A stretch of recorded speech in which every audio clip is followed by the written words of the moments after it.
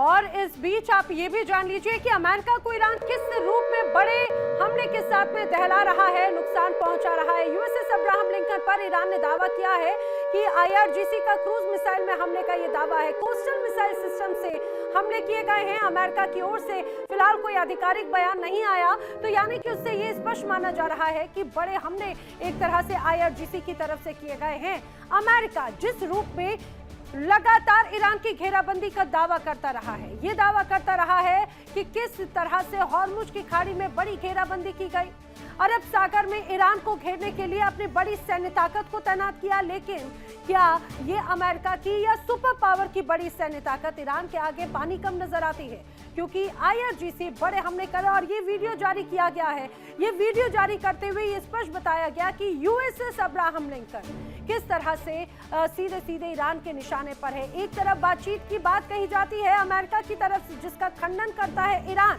दूसरी तरफ अमेरिका कहता है कि उसने खासतौर से ईरान की तमाम लीडरशिप को ध्वस्त कर दिया, बड़े अधिकारियों की एक बड़ी फहरिस्त को ध्वस्त कर दिया। तो ईरान की तरफ से किस रूप में दिया गया है जवाब, वो इस एक्शन से नजर आता है। इस बीच एक और बड़ी खबर, ईरान ने एक बार फिर से अमेरिका और इजराइल पर किया है हमला।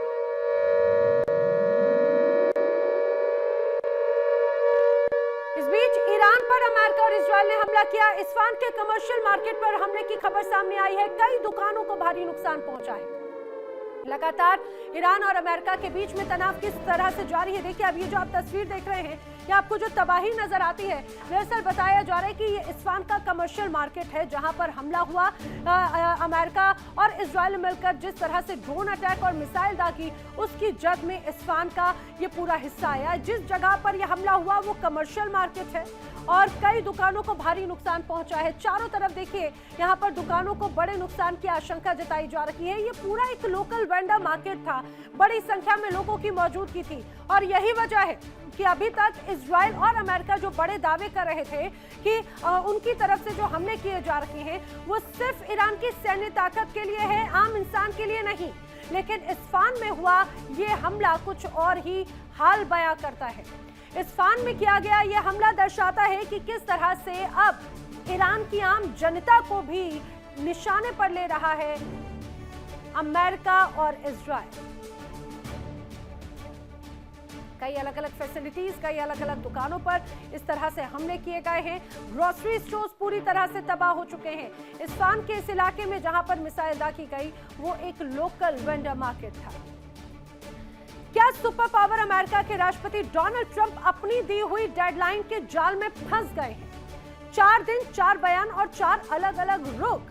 कभी ट्रंप ये कहते हैं कि भाई युद्ध तो खत्म होने वाला है, तो कभी 48 घंटों में ईरान को अंधेरे में डुबोने की धमकी दे देते हैं। लेकिन जब दुनिया की सांसें थमी थी तब ट्रंप गोल्फ खेल रहे थे और एल्विस प्रेस्ली के घर की सैर कर रहे थे। आखिर ट्रंप के दिमाग में चल क्या रहा है? क्या ये कूटनीति है या सिर्फ ध्यान भटकाने की रणनीति?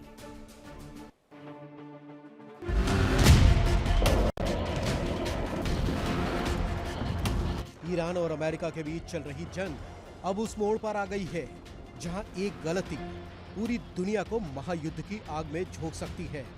ट्रंप ने हुंकार भरी थी, अल्टीमेटम दिया था 48 घंटे का। शर्त थी हॉर्मुज स्ट्रेट को खोलो वरना ईरान के एनर्जी इंफ्रास्ट्रक्चर को मलबे के ढेर में तब्दील कर दिया जाएगा। ट्रंप की धमकी सीधी थी, ईरान को अंधेरे में डुबो देंगे। दुनिया को लगा कि हमला बस होने ही वाला है, लेकिन अगले ही पल ट्रंप गोल्फ कोर्स में नजर आए। फ्लोरिडा के मारे-लागो रिसोर्ट में ट्रंप सुकून के पल बिता रहे थे जब मिडिल ईस्ट में बारूद की गंध फैल रही थी। सुबह जब दुनिया भर के शेयर बाजार ईरान युद्ध के खौफ से कांप रहे थे, तब ट्रंप ने एक नया दांव चला। अचानक हमलों की जगह बातचीत के सुर निकले। ट्रंप ने दावा किया कि ईरान के साथ रक्षात्मक बातचीत हो रही है और हमलों को 5 दिन के लिए टाल दिया गया है। ट्रंप के मुताबिक वो समझौता करना चाहते हैं, हम भी समझौता करना चाहते हैं। कई अहम बिंदुओं पर सहमति बन गई है। ईरान के पास एक और मौका है। लेकिन सस्पेंस देखिए, एक तरफ ट्रंप अच्छी बातचीत का दावा कर रहे थे, तो दूसरी तरफ ईरान ने साफ कह दिया कि अमेरिका के साथ ऐसी कोई बात नहीं हुई है। तो क्या ट्रंप किसी अदृश्य नेता से बात कर रहे थे? या फिर ये उनकी किसी अदृश्य रणनीति का हिस्सा है जिसे वो आर्ट ऑफ द डील कहते हैं।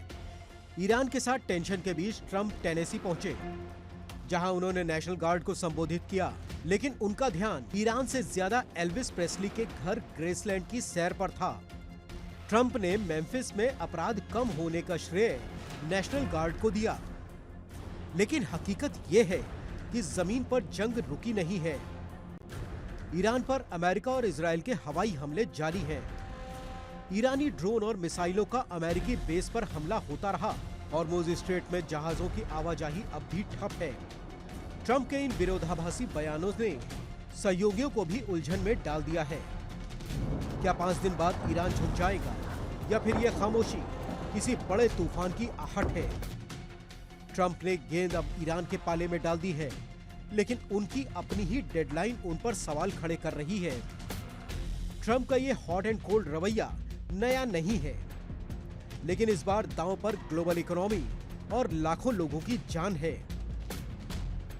क्या ये 5 दिन का ब्रेक शांति लाएगा या फिर ये बड़े हमले की तैयारी है? अब जानकार कहते हैं कि डोनाल्ड ट्रंप ईरान के खिलाफ इस जंग में आकर बुरी तरह से फंस गए हैं। सोचा था इजराइल का साथ देंगे, लेकिन अब अमेरिका लगातार हाथ पैर मार रहा है कि वो इस जंग से बाहर निकले। कभी पीस प्लान का जिक्र होता है तो कभी अन्य देशों को साथ में आने की बात। वजह भी है क्योंकि नाटो कंट्रीज पूरी तरह से साथ छोड़ चुकी हैं और अमेरिका के जो तमाम साथी थे वो भी एक एक करके अब अमेरिका से मुंह मोड़ चुके हैं। लेकिन ईरान ने तो अमेरिका को एग्जिट प्लान के लिए पूरी तरह से बाउंडेड करके रखा है कि वो निकल नहीं सकते, और यही वजह है कि ईरान ने कई बड़े प्लान तैयार किए हैं। आपको बताते हैं वो 7 अलग अलग चरण, ईरान के 7 वॉर प्लान आखिर क्या नजर आता है और क्यों ऐसा कहा जा रहा है कि ये वॉर प्लान जिसकी वजह से अमेरिका के प्राण संकट में है। पहला प्लान समझिए, ईरान ने एसिमेट्रिक वॉरफेयर से अमेरिका को घेरने की पूरी तरह से रणनीति तैयार कर ली है और इसी के माध्यम से वो कोई कोर कसर नहीं छोड़ना चाहता। अब जो दूसरा प्लान ईरान का नजर आता है उसके अनुसार सीधे सीधे युद्ध में नहीं बल्कि कई प्रॉक्सीज को और छिपे हमलों पर फोकस एक तरह से है। यही वजह है कि सिर्फ इजराइल में नहीं बल्कि दुनिया के कई अलग अलग देशों में भी अब ईरान के समर्थित प्रॉक्सीज एक्टिव हो चुके हैं जो अमेरिका की टेंशन बढ़ा रहे हैं। अब तीसरा प्लान समझिए ईरान का। खबर है कि अमेरिका के अंदर भी स्लीपर सेल्स को अब एक्टिव किया जा सकता है। यही एक बड़ा खतरा एक तरह से जताया जा रहा है जिसकी चिंता अब डोनाल्ड ट्रंप को जरूर सताने लगी है क्योंकि उनकी तमाम रणनीतियां फेल हो चुकी हैं। अब जो चौथा प्लान तैयार किया है ईरान ने, ड्रोन और कोडेड मैसेज के जरिए हमलों की आशंका एक तरह से और बढ़ती नजर आती है और यही वजह है डोनाल्ड ट्रंप अब चिंतित हैं कि आखिर आगे की रणनीति क्या तैयार की जाए। लेकिन ईरान ने तो बड़ी प्लानिंग करके रखी है। 5वां प्लान नजर आता है हॉर्मुज़ स्ट्रेट बंद करके वैश्विक तेल सप्लाई को झटका देने की प्लानिंग है। अमेरिका की अर्थव्यवस्था पहले ही टूटी हुई है, पहले ही चिंता का सबब है। अगर ऐसा हुआ तो आने वाले वक्त में दिवालिया हो जाएगा। अब जो 6वां वॉर प्लान है ईरान का, तेल की कीमत $200 प्रति बैरल तक पहुंचने की भी एक तरह से संभावना है क्योंकि ईरान लगातार इसकी बड़ी धमकी देता हुआ नजर आता है। जो 7वां प्रण है वह लंबी लड़ाई में अमेरिका को उलझा कर रखने का। अगर ऐसा होगा तो आर्थिक राजनीतिक नुकसान अमेरिका को बहुत ज्यादा होगा और यही तो लक्ष्य एक तरह से ईरान का है। तो ये वो तमाम रणनीतियां हैं जिसके माध्यम से ईरान एक तरह से अमेरिका को घेरने की कोशिश कर रहा है। लेकिन इस बीच एक बड़ी खबर इजराइल की रक्षा मंत्री से जुड़ी हुई। इजराइल के रक्षा मंत्री ने बड़ा दावा किया है कि अब तक ईरान के लगभग 15,000 से ज्यादा बम गिराए गए हैं। ये बड़ा दावा है इजराइल के कॉर्ट्स का। इजराइल के रक्षा मंत्री ने कहा पिछले साल जो युद्ध हुआ उससे तो 4 गुना ज्यादा बमबारी अभी तक इजराइल कर चुका है ईरान पर, और 1 नहीं 2 नहीं 1 या 2,000 भी नहीं बल्कि 15,000 से ज्यादा बम गिराए गए हैं। ये इजराइल की तरफ से जानकारी दी गई है। ये मान के चलिए कि एक तरफ ईरान शेर बन रहा है तो इजराइल उसमें सवा शेर है, या फिर अगर इजराइल शेर बन रहा है तो ईरान उसमें सवा शेर यहाँ पर बनता हुआ नजर आता है क्योंकि कोई भी रुकने को, थकने को या पीछे हटने को तैयार बिल्कुल नजर नहीं आता। और यही वजह है कि ये इस पूरे युद्ध को और भी ज्यादा गंभीर और तनावपूर्ण बना रहा है। चलिए बढ़ेंगे आगे। एक और बड़ी खबर, इजराइल का लेबनान पर भी बड़ा हमला।